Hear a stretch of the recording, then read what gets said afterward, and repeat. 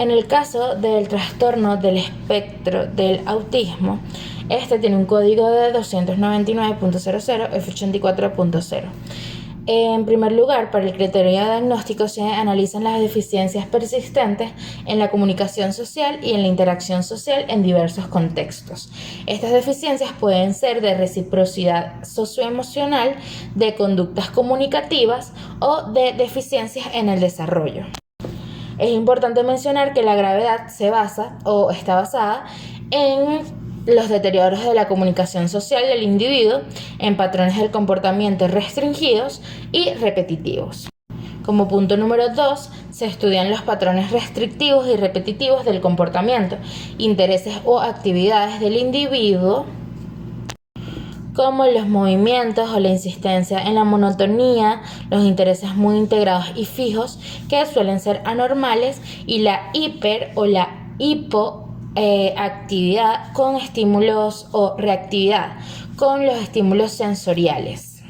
Es importante mencionar que para el diagnóstico del espectro autista, los síntomas tienen que estar presentes en las primeras fases del desarrollo del periodo de desarrollo del niño, es decir, se tiene que dar en la infancia. Estos síntomas causan un deterioro clínicamente significativo en la parte social, laboral u otras áreas importantes del funcionamiento habitual del individuo. Por último, estas alteraciones no pueden ser explicadas por una discapacidad intelectual o por otro trastorno mental. Según el DSM-5, cuando un individuo ya tiene un trastorno de autismo específico, puede ser la enfermedad de Asperger o un trastorno generalizado, se le suele diagnosticar dentro del trastorno del espectro del autismo. Es importante mencionar también que para el DSM-5 hay que especificar si el individuo tiene problemas o no de déficit intelectual, si existe o no un deterioro del lenguaje y si puede estar asociado con una afección médica o genética. En el caso del trastorno por déficit de atención con hiperactividad, los criterios diagnósticos van desde, como un punto número 1, un patrón persistente de inatención y o hiperactividad e impulsividad en el niño, que interfiere o que está interfiriendo con el desarrollo del mismo. Los síntomas, se puede decir que los niños con frecuencia tienen una falla al prestar la debida atención a los detalles o por descuido suelen cometer errores en las tareas escolares. Como punto número 2, con frecuencia tiene dificultades para mantener la atención en tareas o actividades recreativas y en tareas más que todo prolongadas. Con frecuencia parece no escuchar cuando se le habla directamente, no sigue las instrucciones y no termina las tareas escolares o los quehaceres del hogar. Tiene dificultades para organizar las tareas y las actividades y dificultades para concentrarse.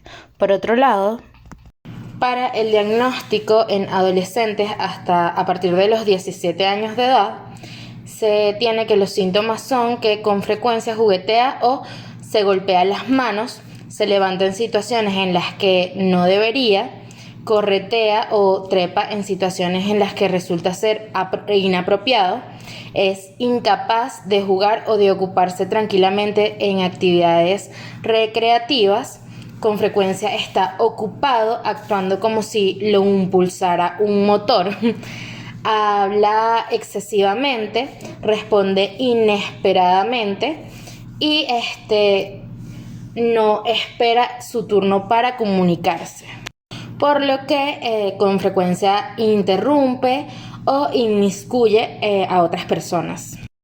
Como punto número 2, algunos de los síntomas de inatención o de una persona hiperactiva están presentes antes de los 12 años de edad. Es importante analizar porque estos síntomas además están presentes en 2 o en más contextos, es decir, en la casa, en la escuela, en el trabajo, con los amigos, parientes, entre otros.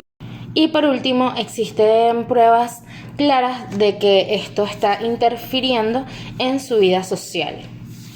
Los síntomas no se producen exclusivamente durante el curso de la esquizofrenia o de otro trastorno psicótico. Esto es como una condición para el diagnóstico de el trastorno por atención con hiperactividad.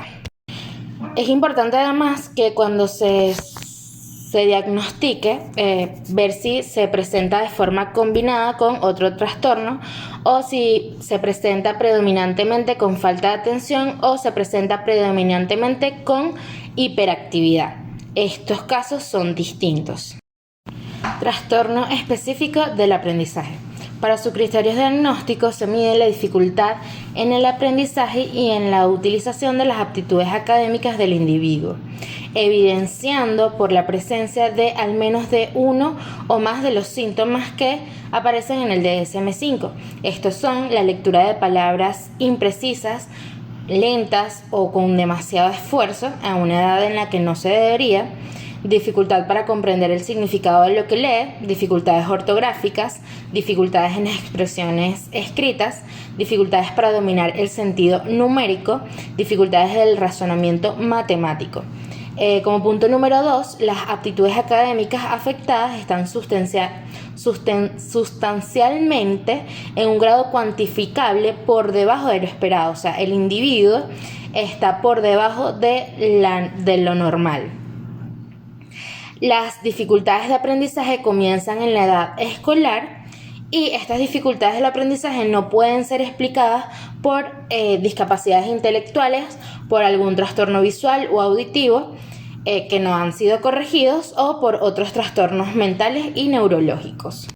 En el manual de DSM-5 están divididas en 3. Con dificultades en la lectura, en donde no existe una precisión en la lectura de las palabras, la velocidad o la fluidez de la lectura y no existe una buena comprensión de la lectura. Creo que la dislexia es un término alternativo a este tipo de afección o de trastorno. La segunda es con dificultad en la expresión escrita, cuando hay dificultad en la corrección ortográfica, gramatical o en la puntuación, y existe una inadecuada expresión escrita. Por último, con la dificultad matemática, que también puede ser denominada como discalculia, en donde los números no tienen sentido, hay dificultad con la memorización de operaciones aritméticas, hay dificultad con el cálculo correcto o fluido y el razonamiento matemático es incorrecto.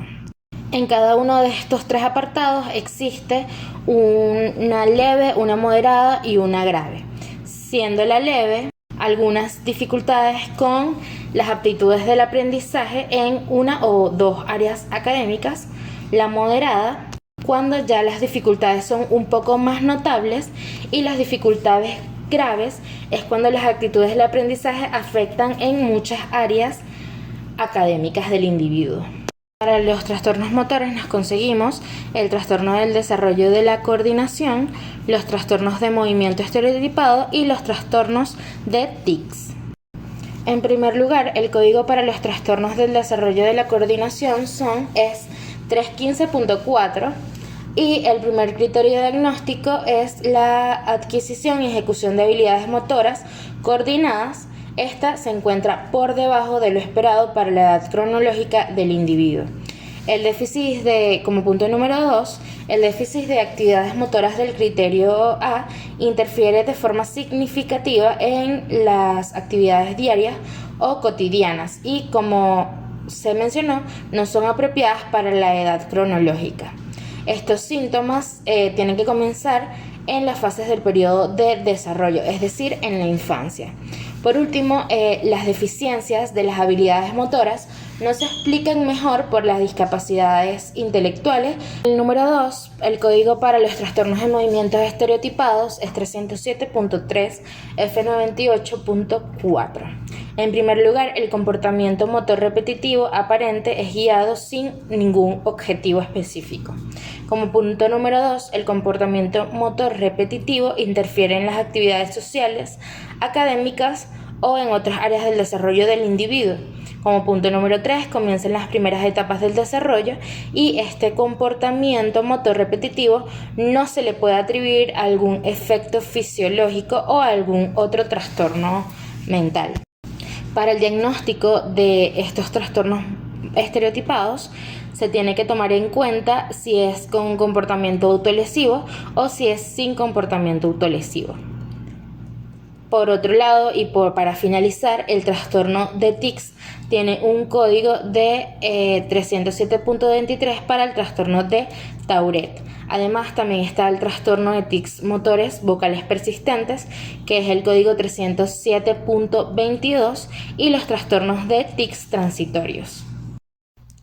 Para los criterios diagnósticos del trastorno de Tourette se tiene que los tics motores o múltiples tienen que haber aparecido en algún momento durante el periodo de la enfermedad. Estos tics pueden aparecer intermitentemente, pero persisten durante más de un año y comienza antes de los 18 años de edad. Para este criterio también el trastorno no puede ser atribuible a los efectos fisiológicos de alguna sustancia o alguna droga, o a otra afección médica. Los criterios diagnósticos, por su parte, para los trastornos de tics motores o vocales persistentes, en primer lugar, estos tics motores o vocales son únicos o múltiples, y han estado presentes durante toda la enfermedad, aunque no al mismo tiempo. A su vez, estos tics también pueden aparecer de forma intermitente, pero tiene que ser por un periodo de un año y comienza antes de los 18 años de edad. Es importante aclarar que para este trastorno no se tienen que cumplir los criterios diagnósticos del trastorno de Tourette. Para los criterios diagnósticos de los tics transitorios, son tics motores o vocales únicos y múltiples. Pero estos tics no duran un año, duran menos de un año y su aparición es antes de los 18 años de edad. A su vez, no se le puede atribuir a ninguna afección fisiológica o médica o por el consumo de alguna sustancia. Para finalizar, están los otros trastornos de desarrollo neurológico que no se encuentran especificados. En este caso, esta categoría se aplica a presentaciones en las que predominan los síntomas caracterizados de un trastorno de desarrollo neurológico que causan deterioro en la parte social, laboral u otras áreas importantes del funcionamiento de desarrollo del individuo. La categoría de otro trastorno del desarrollo neurológico específico se utiliza en situaciones en las que el clínico opta por comunicar el motivo específico por el que se presenta o no se cumple con otros trastornos del desarrollo neurológico. Para finalizar, estos son los trastornos que afectan en la infancia y en la adolescencia de forma neurológica, debido a que son los que tienen sus inicios principalmente antes de la adolescencia o antes de los 18 años de edad. También existen trastornos de la personalidad que afectan en la infancia, pero específicamente estos son los neurológicos,